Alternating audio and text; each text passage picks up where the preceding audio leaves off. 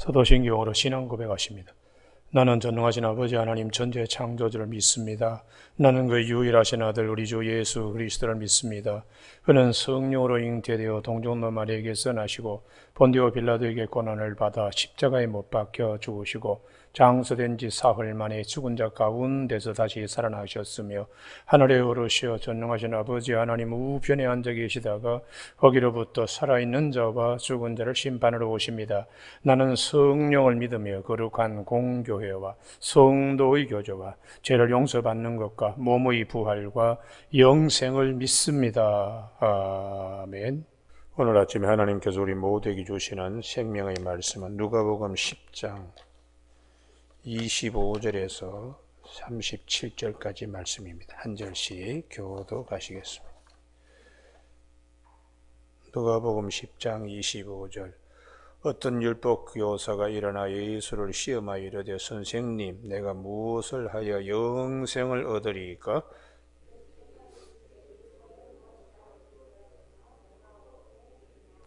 대답하여 이르되 내 마음을 다하여 목숨을 다하며 힘을 다하며 뜻을 다하여 주 너희 하나님을 사랑하고 또한 내 이웃을 내 자신과 같이 사랑하라 하였나이다.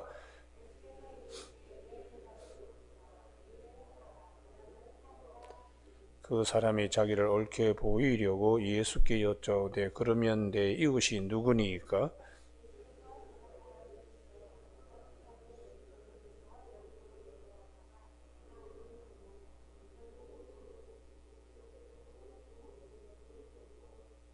마침 한 제사장이 그 길로 내려가다가 그를 보고 피하여 지나가고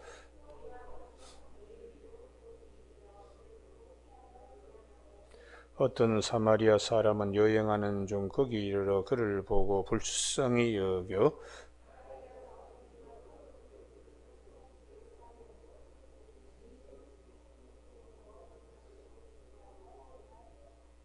그 이튿날 그가 주막 주인에게 데나리온 둘을 내어 주며 이르되 이 사람을 돌보아 주라.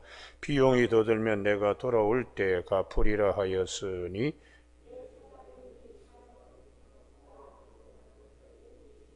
같이 읽습니다.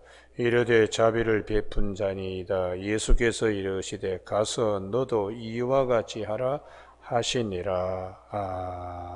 아멘. 25절에 어떤 율법 교사가 일어나 예수를 시험하여 이르되 선생님 내가 무엇을 하여 영생을 얻으리까 하는 말씀 중심으로 율법적 믿음과 복음적 믿음이라는 제목으로 말씀을 나누겠습니다. 우리가 생각하고 있는 믿음과 주님이 말씀하시는 믿음이 같지 않을 때가 있습니다. 오늘 본문 말씀의 율법 교사의 믿음은 주님의 믿음과 달랐습니다. 특별히 영생 얻는 문제에 대하여 믿음이 매우 다른 것을 성경은 말씀하고 있어요.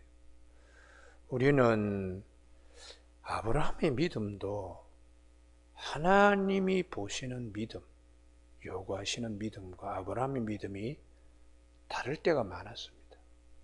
그래서 창세기 17장에 아브라함의 나이가 99세 되었을 때에 나는 전능하신 하나님이라 너는 내 앞에서 행하여 완전하라.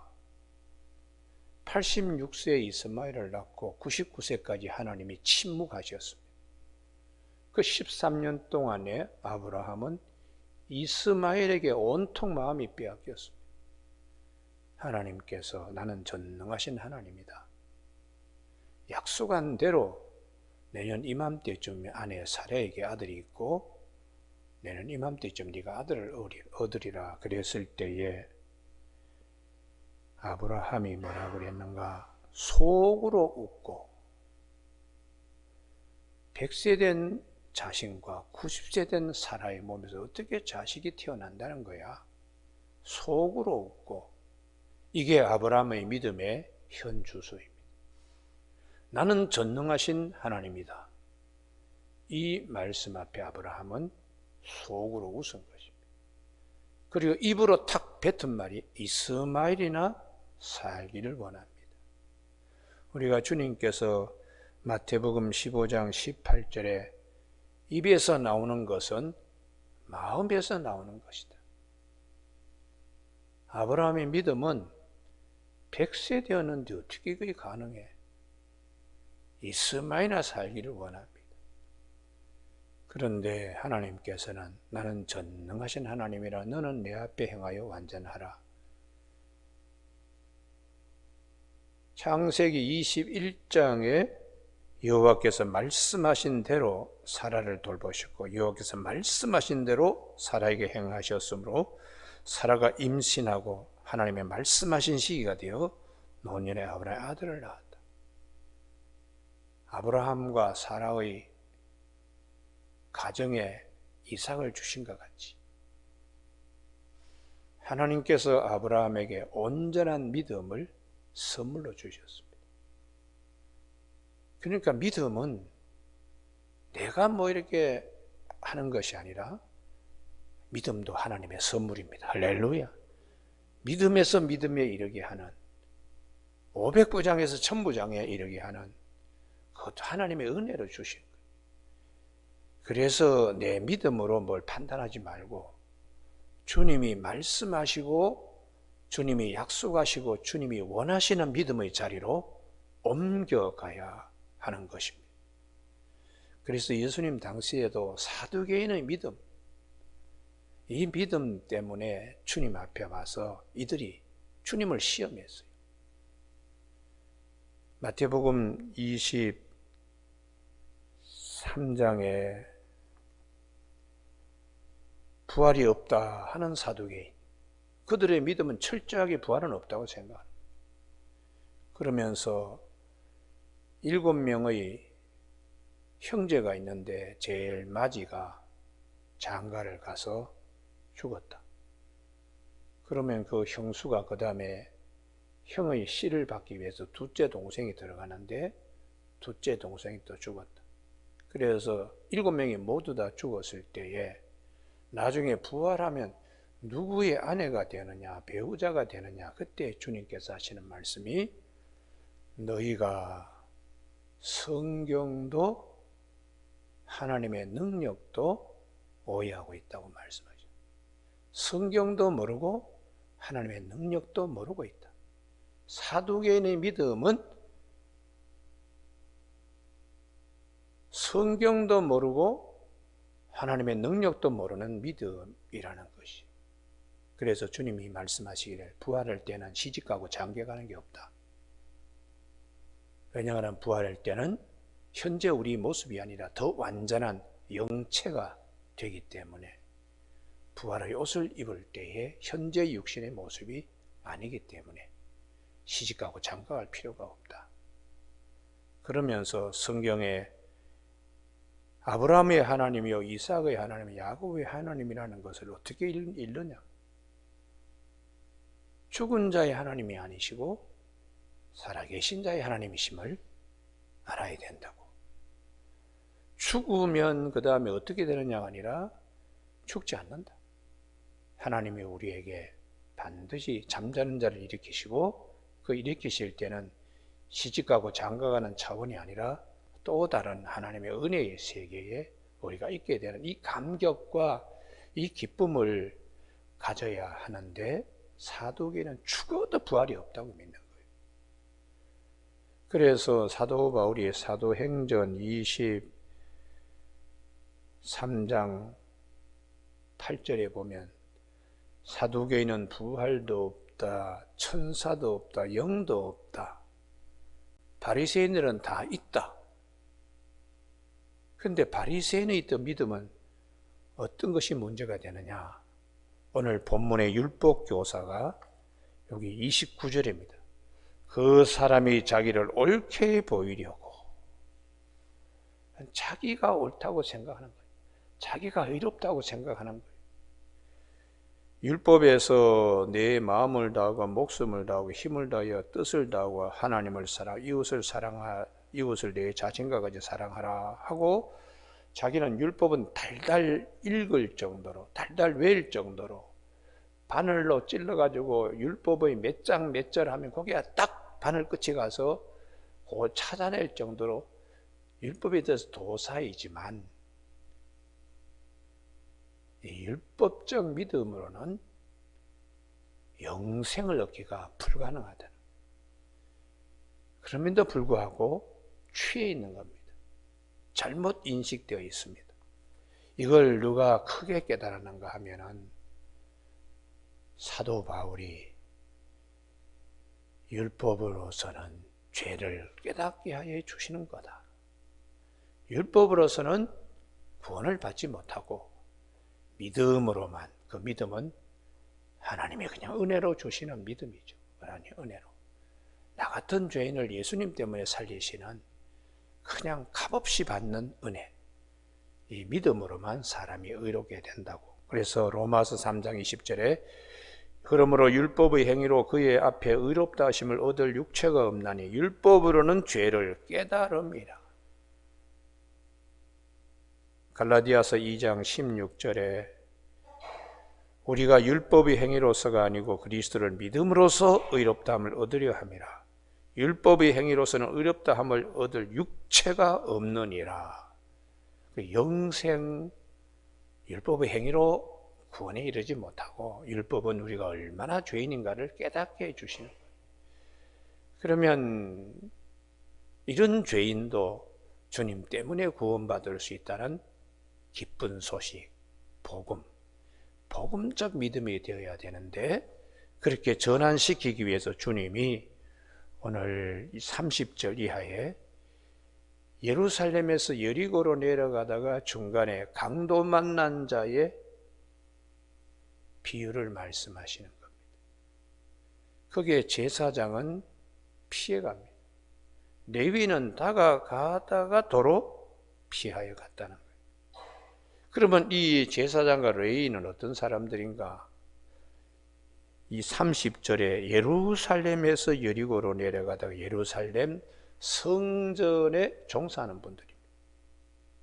그러면 이 강도 만난 사람은 왜 예루살렘에서 여리고로 내려갔을까? 예루살렘 성소에 나가서 제사 드리고 고향으로 가는 길이에요.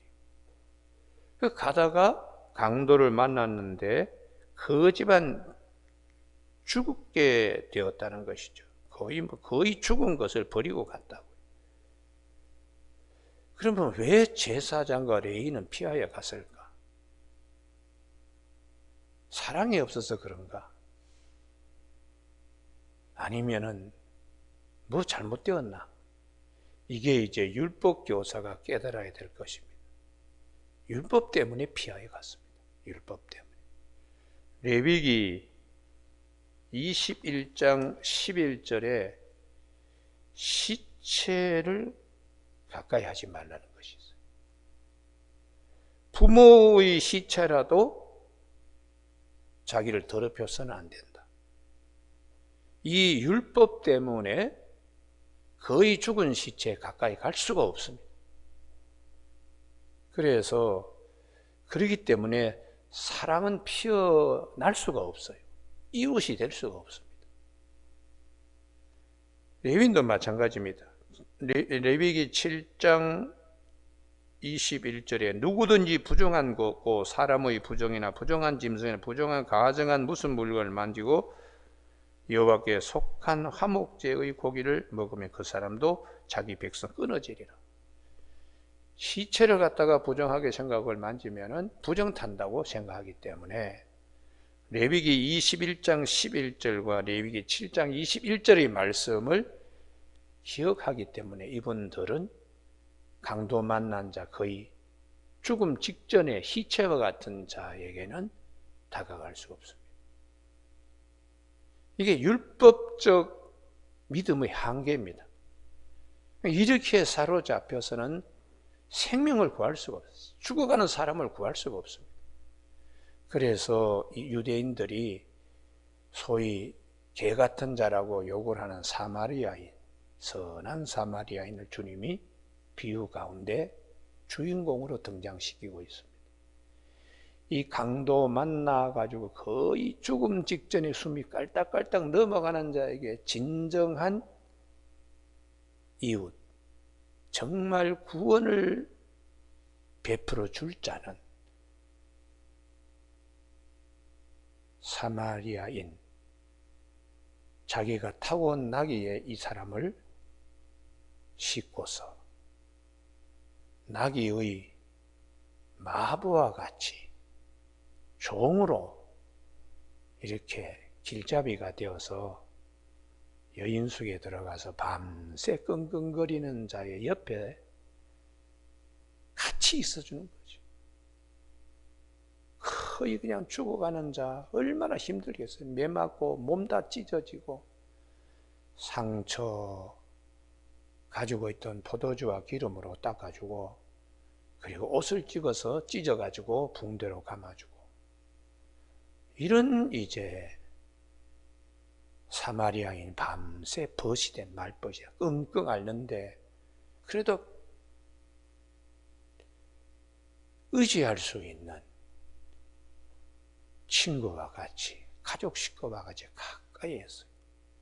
날이 새어서 이분이 바삐 길을 가야 되는데 여관 주인에게 부비를 내가 다 책임지겠다고 2데나리온을 맡기고 돌아와서 더 들어가면 더 들었으면 내가 청산하겠다.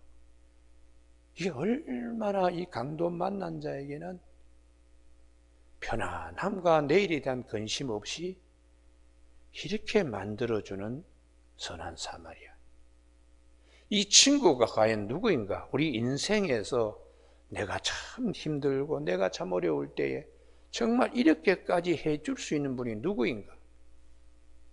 단 한 분이십니다. 오직 예수 그리스도 한 분이십니다. 할렐루야. 내가 힘들어가지고 끙끙거릴 때에 거의 죽게 되는 자리에서 배우자도 도와줄 수가 없어요. 배우자도 도와줄 수가 없습니다. 진정한 이런 선한 사마리아인의 푸근함을 이렇게 줄 수 있는 분은 우리 영혼의 주인이신 예수 그리스도 한 분밖에 없습니다. 그래서 주님께서는 건강한 자에게는 의연이 쓸데없고 병든 자에게 의연이 쓸데있듯이 나는 의인을 부르러 온 것이 아니고 죄인을 부르러 왔다고 주님이 그렇게 말씀해 주세요. 오늘 이 본문은 우리가 어려운 자를 선한 사마리아인의 마음으로 도와줘야 된다. 사회 복지나 이런 차원에서 선행을 강조하는 걸 뛰어넘는 말씀입니다. 선행은 국가도 복지나 이런 부분에 더 많이 합니다. 그러나 정말 중요한 것은 영생의 문제입니다. 할렐루야. 이 영생의 문제에서 주님이 선한 사마리아인의 비유로 말씀하시는 거예요. 선한 사마리아인처럼 자비를 내 이웃에게 가서 베푼다고 과연 영생을 얻을 수 있는가? 선행으로 영생을 얻는 것이 아니라는 것이. 내가 다 그냥 죽게 되었을 때 힘들 때 정말 햇빛같이 혜성같이 나타나서 나를 구원해 주실 자는 한 분, 예수 그리스도 한 분이십니다. 그래서 우리의 참 친구 예수 그리스도.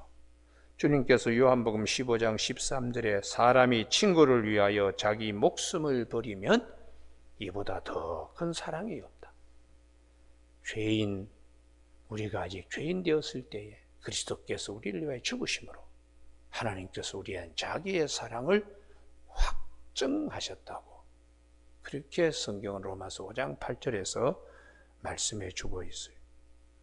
의인을 위하여 죽는 자가 쉽지 않고 선인을 위하여 용감히 죽는 자가 혹 있거니와 우리가 아직 죄인 되었을 때 그리스도께서 우리를 위하여 죽으심으로 하나님께서 우리의 자기의 사랑을 확증하셨느니라. 우리가 살면서 제일 중요한 것은 구원입니다. 그래서 25절에 무엇을 하여야 영생을 얻으리까? 영생의 문제가 가장 중요한 문제. 무엇을 해서 영생을 얻는 것이 아닙니다. 믿음으로 구원받는 것입니다. 율법의 행위로는 구원받을 육체가 없다. 율법으로는 죄를 깨달음이라. 자기를 아무리 옳게 보려고 하더라도 자기의 의 가지고는 구원에 이를 수 없다는 것이 성경의 말씀입니다. 오늘 아침에 우리가 정말 힘들 때 나의 진정한 구원자는 선한 사마리아인처럼 찾아오시는 예수님을 꼭 믿고 감사히 여기는 우리의 신앙의 모습이 되기를 주님의 이름으로 축복합니다. 그 이유는 우리가 생각하는 믿음과 주님이 말씀하시는 믿음이 때로는 다르기 때문에 내 생각은 거두어드리고 전적인 주님의 은혜, 이것을 우리가 여겨야 돼요. 제가 간혹 상담을 받습니다. 아이고 목사님, 제가 지나간 과거가 이런데 천국 갈 수 있겠습니까? 그분은 행위 믿음이에요. 행위 믿음. 목사님, 제가 참 한 일은 없습니다. 주님의 사랑과 주님의 긍휼과 주님의 은혜 때문에 천국 갈 수 있다 그러니 얼마나 감사한지 모르겠어요. 그게 주님이 원하시는 믿음. 오늘 아침에 두 가지 믿음이 있다. 율법적 믿음은 행위 믿음이고, 그 다음에 복음적 믿음은 전적인 은혜.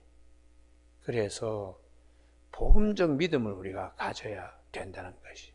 이 본문을 가지고 영생의 문제에 주님이 포커스를 맞추어서 지금 선한 사마리아인을 비유를 하고 있습니다. 그런데 이것을 윤리적으로 선행을 해라, 자비를 베풀어라, 이렇게 것으로 보면은 그것은 복음적 믿음을 잘 파악하기 어려운 본문 해석이 되는 것이죠. 여러분, 오늘 아침 우리의 가장 큰 문제는 영생입니다. 할렐루야. 그 영생과 구원의 문제에 주님이 우리에게 값없이 주시는 이 은혜, 이것을 깊이 묵상하고 감사하면서 은혜의 궁정문 앞에 믿음 큰 자로 설 수 있는 이 아침 되기를 주님의 이름으로 축복합니다. 기도하시겠습니다.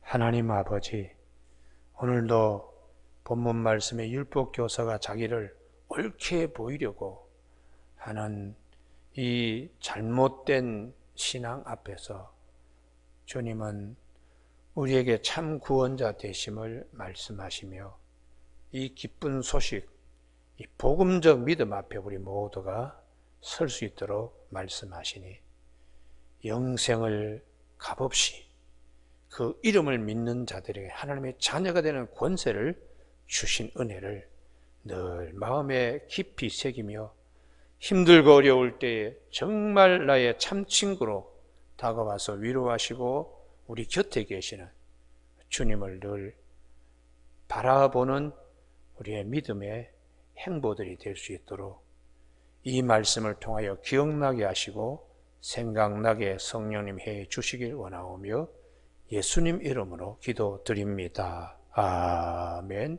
하늘에 계신 우리 아버지, 아버지의 이름을 거룩하게 하시며 아버지의 나라가 오게 하시며 아버지의 뜻이 하늘에서와 같이 땅에서도 이루어지게 하소서. 오늘 우리에게 일용할 양식을 주시고 우리가 우리에게 잘못한 사람을 용서하여 준 것 같이 우리 죄를 용서하여 주시고 우리를 시험에 빠지지 않게 하시고 악에서 구하소서. 나라와 권능과 영광이 영원히 아버지의 것입니다. 아멘.